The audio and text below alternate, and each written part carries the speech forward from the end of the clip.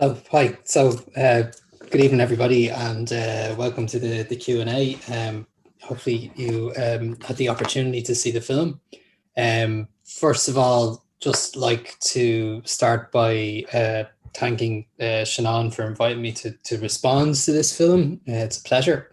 I've known Seanán for a few years now as an artist, and to have the opportunity to have this conversation at the end of such a sort of comprehensive period of study, practice, and investigation is a privilege.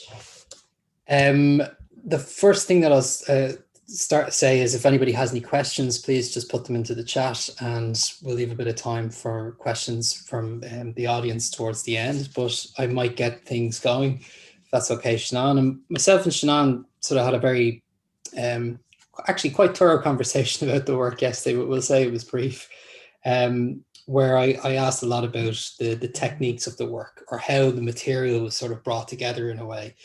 And re-watching the film today, I kind of began to sort of dwell on your voice in the film, the first time we encounter your voice in the film, where you say, "How can I make you? How can I make you and let you be?"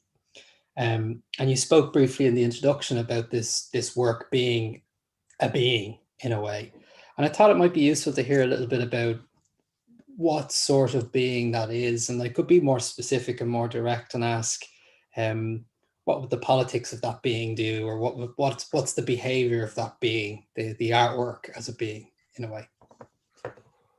Well, I guess, the title of the film is A Million Years Painting Watercolours, and I kind of came up with that a while after making it. It just kind of popped into my head, because I was always struck by this quote from Churchill, that it's something like, when I go to heaven, all I want to do is be able to investigate painting for 1,000,000 years. So the idea of kind of art, or the capacity to make art, as the most pure type of freedom, so to speak. And I suppose in a way the film is the way of connecting to that idea.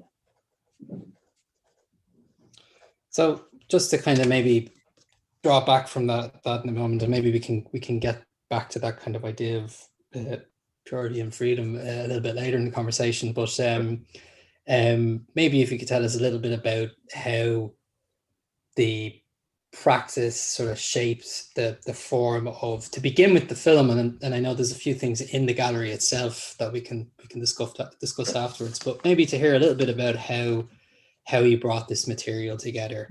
Yeah. So it was a combination of things. In a sense, kind of coming to Christopher Alexander as the main basis of the research. Reading his magnus opus, which is Nature of Order, it kind of resonated because it spoke to a lot of things I've noticed through not necessarily having a conventional art career, but being someone who's bounced about, tried lots of different things, and then through that, whilst a lot of them didn't come off, what you kind of learn about yourself when you kind of do that, you kind of tune into a certain type of understanding, I suppose, without sounding too airy about it. And so when you're kind of that tuned into yourself, it sounds a bit egotistical, you know what I mean? That, you know what kind of rhymes with it, so to speak, and kind of reading Nature of Order, the ideas in it rhymed with it. And in terms of the process, I had kind of 3 or 4 things in mind. So one of the key motivations in doing the MFA is seeing the Elaine Hoey show, which was great. But it also was kind of like, there's this book by Ian Banks, to get a little nerdy, called The Player of Games, right? And this book is about someone who's bored living in a utopia, and he's a player of games, but he beats the crap out of everyone. It's not a challenge, and he's given the chance to play this ultimate game that decides the fate of this alien civilization that is literally fascist, essentially. Like, if the Nazis won the war and the Reich did last for 1,000 years, it'd be something like that. So he's playing this game, but it's also a manifestation. The game comes up to 2 ideologies, but he's losing. And at one point, he goes back to the spaceships, and society is run by these minds that are kind of like gods, essentially.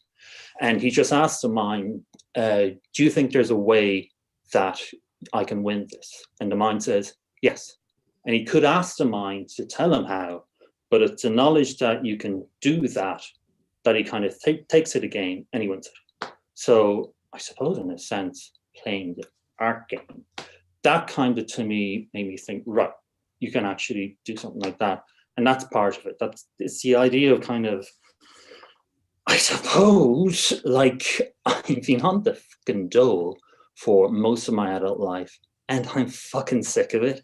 And I want to break out, you know, and that's one part of it. The other part of it is I wanted to do something that both, like I mentioned in introduction, not just a lecture, you know, not just I read this guide, this is what I read.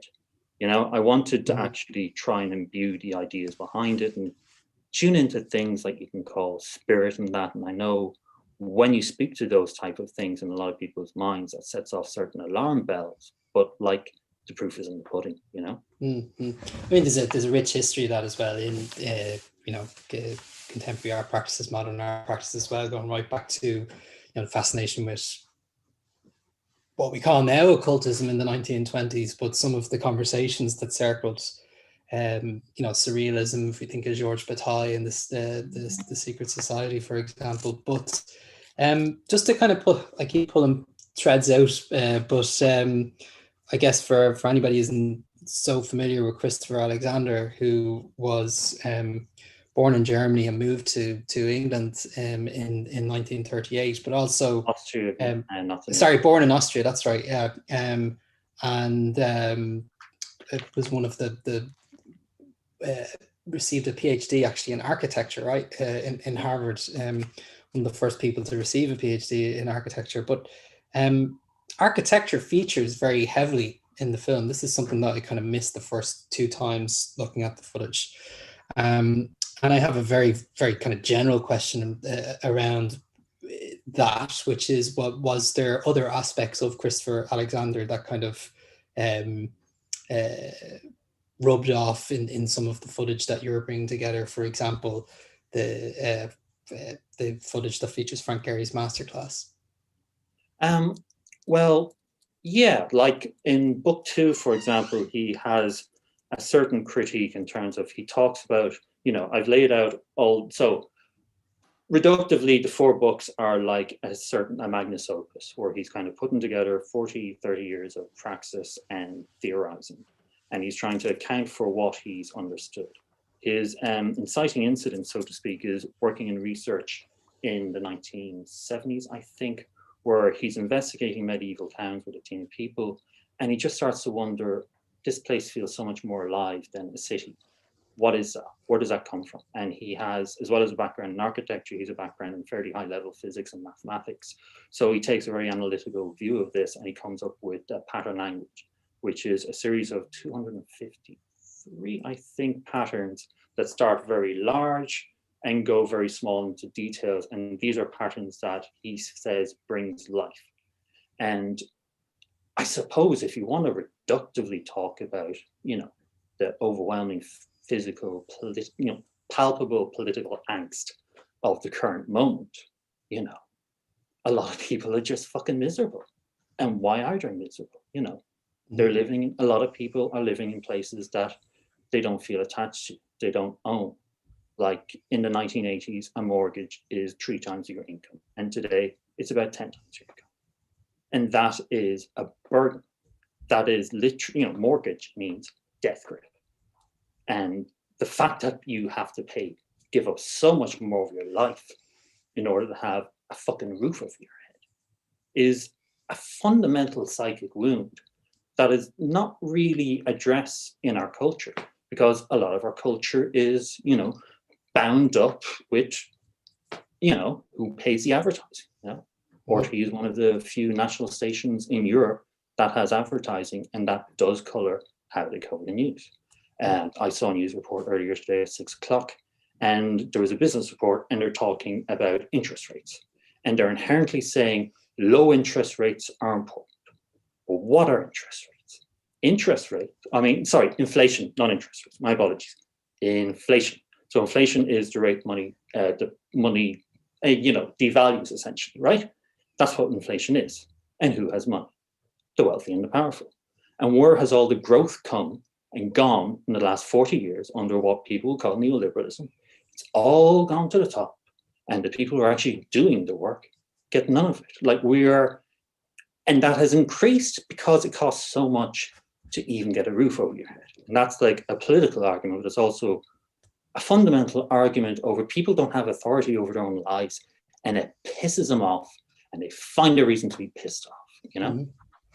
I think definitely that's probably something that will come up in your conversation on Thursday, which maybe you can say a little bit about towards the end of the Q&A. But yeah, sure. I'm trying to pull it back to this idea of a being, and what struck me between you mentioning this idea of a being at the beginning, the introduction, and also at the beginning of the film itself. We often hear artists use this phrase, a body of work.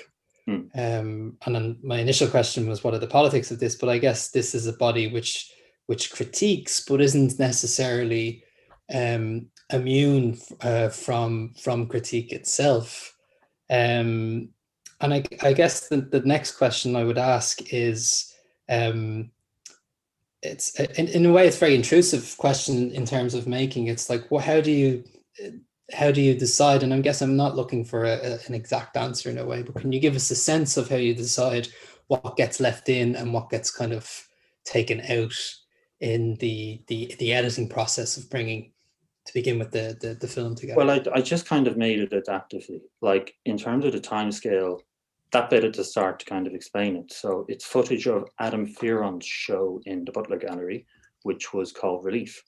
And I remember seeing it and thinking, fucking hell, you know, this is just technically high, conceptually sharp and everything like that. There are lovely kind of structural patterns in it and things like that too. And I kind of took the footage of it walking around and I thought, you know, I can't, that sounded too cocky or something like that. You know, that's the standard, or that is the standard. And so you have that footage. And I'm also, you know, as I'm starting this process, I kind of deliberately left myself with as tight a margin that I could get away with. I kind of put it together over a relatively short amount of time.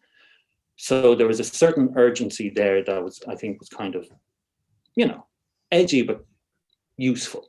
Usually those things aren't useful. Sometimes you do need a bit of a kick up the arse. So I knew I kind of had to do this the right way. And if the idea is, I force the issue, like, right, if Christopher Alexander is right, then you treat this thing as a being. So literally, I just set the recorder up at the early part of the process and I spoke to it. And like, the film begins with the film saying hello, like a person would say hello to you, you know? Yeah. I'm not even sure where that idea came from, but I've always loved that scene at Castle Anthrax in the Holy Grail, where like, yeah, there's a bit of a dodginess in the language in that, but whatever. And that footage of these kind of male birds jumping up and down, and the one who jumps up and down is kind of the most attractive one, and that it kind of has that similar type of energy, but kind of it's a female and male. So yeah, and I guess sorry, but yeah, I literally, that bit is just me asking the film to be made, and in the process of making it, I did this tarot reading, which I essentially asked the tarot cards, what is this film?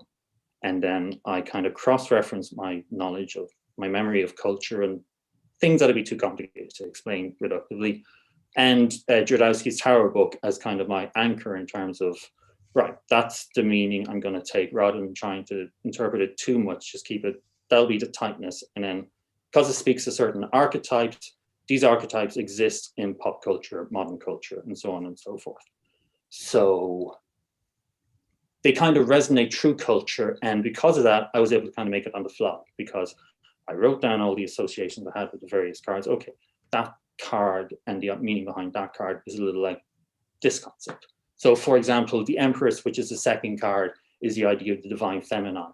And the story about Biddy Early, who's like a mystic Irish lady people would go to cure their problems and ills. She's like an aspect of maybe the lost divine feminine, if that's not Aryan for, you know, dude to talk about.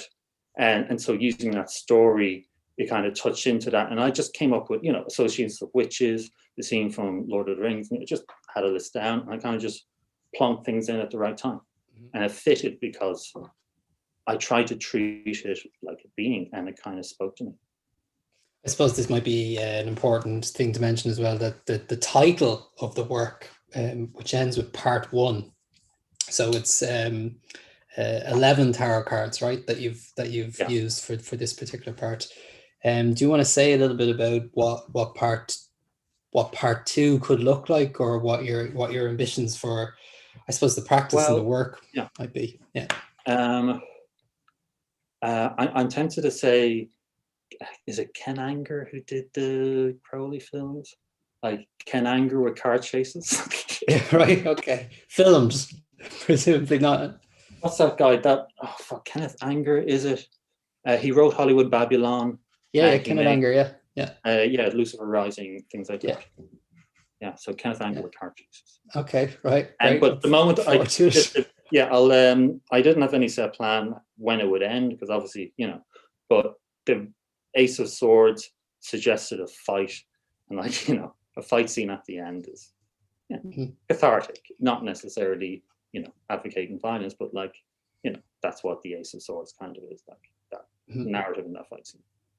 So there's one or two questions I want to ask you, and I know there's a few questions coming in as well. Cool. So just to kind of, something that came to mind when I was rewatching yesterday, actually, particularly the clip where you're in Adam's show, was I felt you kind of tapped into something, a space that I find myself in, and maybe a lot of people listening as well, quite regularly, when you go and you experience an exhibition in real life, so to speak.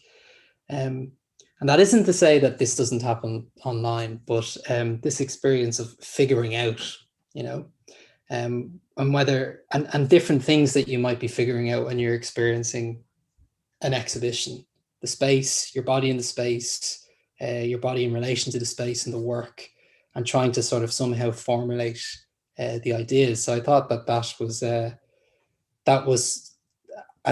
that sort of does something at the start of the film, listening to you read these sort of composed sentences that could almost be, or might be in a way, a sort of stream of consciousness that has an affect and an effect. The affect is sort of present in the rest of the piece itself.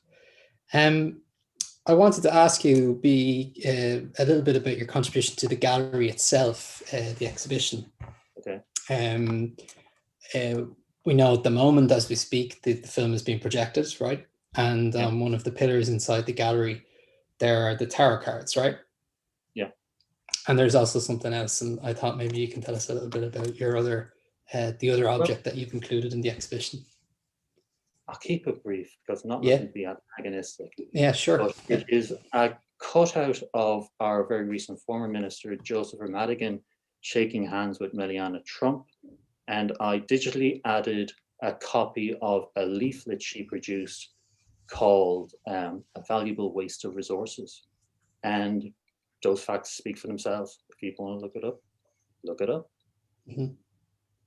So there is a sense that your practice and these other objects are sort of an extension of that being, which is you, right? Is that, no. Would that be fair to say? No. It's its own thing. It can't, in a way, it can't speak for itself. Yeah. It's not. It's lyrical, but it's not subtle. Right. Okay. We might take a couple of questions now, if that's okay. So, Podrick, hi Podrick, asks question. Just wondering if this film was originally conceived to be viewed like this, i.e. in the manner of a TV broadcast, in a gallery setting, or as a live one-off situation akin to a performance? Ooh, good question. This is something I forgot to mention, but one of the other ideas I had in mind was kind of trying to solve the problem of when you have a film on a loop in a gallery, we have to be nice to our audience and understand that orientation is important when you're kind of conversing in abstract ideas. So if you don't know where you are in the film, so to speak, that can be disorientated and that can alienate you from the work. So I wanted to create something that both would work as a kind of narrative piece with a beginning, middle, and end, but also something that if you're in a gallery space and you kind of walk into the middle of it, you could orientate yourself fairly quickly. So along with the film itself, there's a mounting on the wall, which is the tarot reading involved in the film and numbers under it. So you'd see a card, you look at that and you think, right, there I am. And you don't need any kind of text to, you know, yada, yada, yada, get involved in it. The film will just speak and that'll orientate you, and that's all you need. So yeah, that was a consideration in terms of that, solving the problem, I suppose, of exhibiting films on a loop in a gallery. Interesting, because Seanán showed me the film a few months ago, and that was one of the first kind of responses I remember having myself was, is it possible to kind of like pick these parts out, which range from a couple of minutes to, I think the longest part's right, like a half an hour, right? Yeah, maybe when I finish the whole thing, that could be possible. But at the moment, you know, those bits kind of talk to each other, so to speak. Yeah. So kind of pulling them out is kind of like, it wouldn't quite work. Like, for example, the bit on the Ecstasy of St. Teresa, you know, I didn't touch it. I didn't edit it at all. I just kind of, I was looking for something that spoke that particular quote of St. Teresa, and I happened to find that, and it's just a really brilliant example of kind of, you know, an art lecture, and like the combination of kind of visuals and talking to it, and they hit so many bases. It's perfect. And it kind of, when I stuck it in there, it had a kind of certain uncanny feel to it, because it just rhymes with everything that comes before. And it feels like something that's edited, but I didn't touch it. Yeah. Just another question there, Seanán. Where do you see part 2 of this film leading to? Kind of angry car chases. Yeah, we got. But the next card in the sequence is literally the chariot, which is considered to be, well, it's a chariot, you know, you can figure it out for yourself. It's like both kind of a kind of heroic momentum, say that.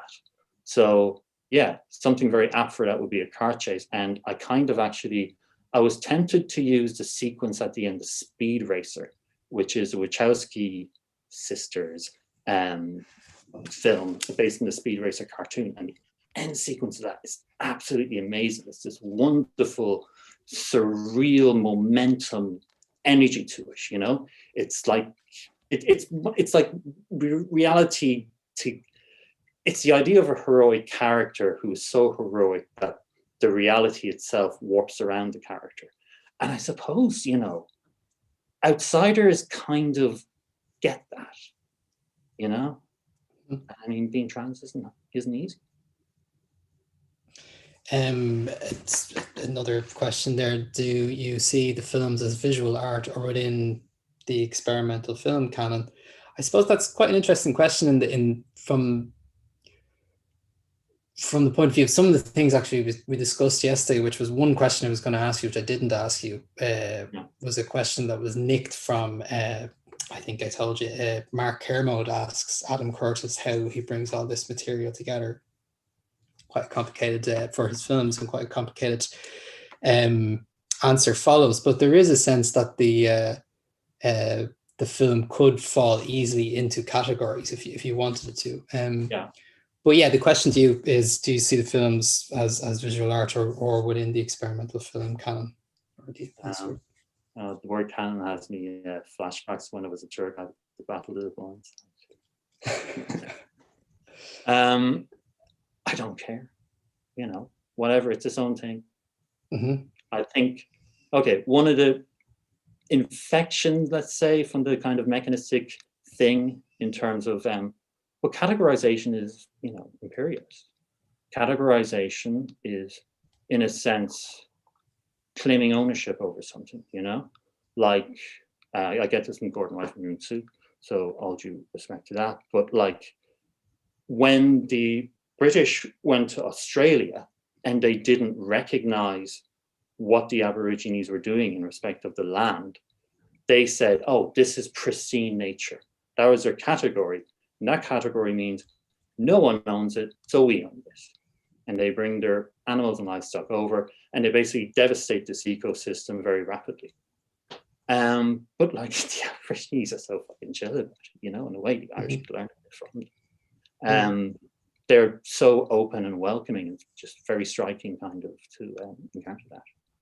Was there ever a point, I mean, just to kind of come on the back of that question, I'm thinking a lot of the decisions that I make in my own practice at the moment are very tricky and difficult, because sometimes it's about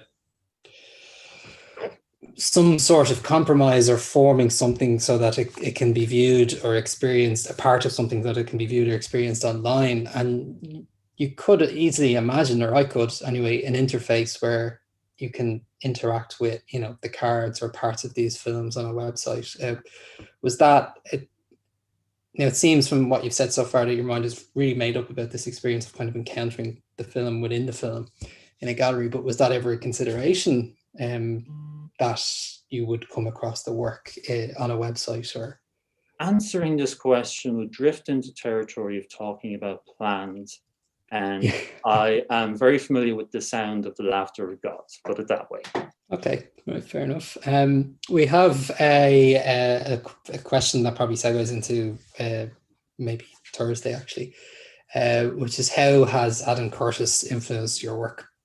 Well, there's a wonderful, so this is slightly off topic, but Adam Curtis is friends with Alan Moore, but there's a wonderful thing I read. Alan Moore published this letter that was written to him by someone who was kind of getting into his work, right? And it was a girl, and she was talking about how she was starting, through his work and getting older, she was starting to notice things that she never noticed before. And she saw this sorrowful human being who was a pervert on a bench, pleasuring himself. And she turns to him and she says, "What are you doing?" And his reply was, "Everyone has been here before me." Like, this was someone who was totally lost, and that was all they had. And she kind of wrote that to him, I suppose, as an example of radical compassion, that good storytelling can teach you, and kind of, yeah. So Alan Curtis is kind of like a bit like that for me in terms of like the century of the self. Again, it's like this thing that he talks about, The Power of Nightmares, for example. And The Power of Nightmares is framed as, this is this film that told the story about Al-Qaeda and all that, and how the US and Al-Qaeda kind of made each other. And that's one thing. But he talks about in an interview how test people who watched that, it wasn't as if he was telling them anything they didn't know. Rather, the fact he put together that argument confirmed something they'd been thinking all along, you know? Yeah, because people aren't stupid. And so I suppose, even though he's kind of easy to slag off because he has a style, people confuse style for lack of substance. And in truth, style is meaningless unless it has substance. But just because something has style doesn't mean it lacks substance. And I do think, in terms of his work, which, you know, I could criticize it, some of it. Yeah, sure, whatever, you can criticize anything.